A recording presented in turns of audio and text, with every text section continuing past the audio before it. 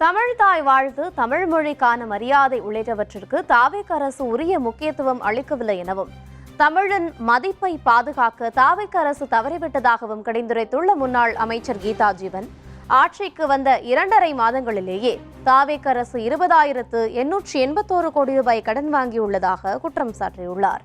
இப்ப 2.5 மாசத்துல 20,881 கோடி ரூபாய் இந்த அரசு, தாவேக அரசு கடன் வாங்கியிருக்குன்ற ஒரு செய்தி பார்த்தோம் காலையில.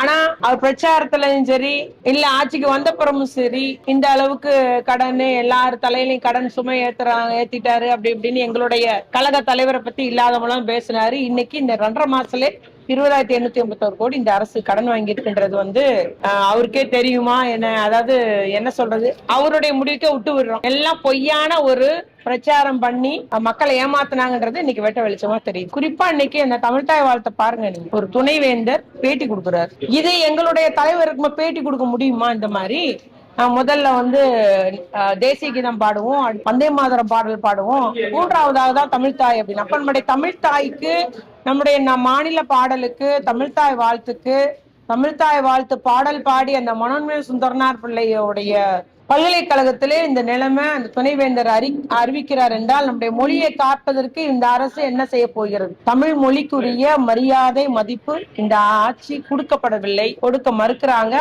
அதை கண்டும் காணாமல் இருக்கிறார்கள் என்பது எங்களுடைய குற்றச்சாட்டு.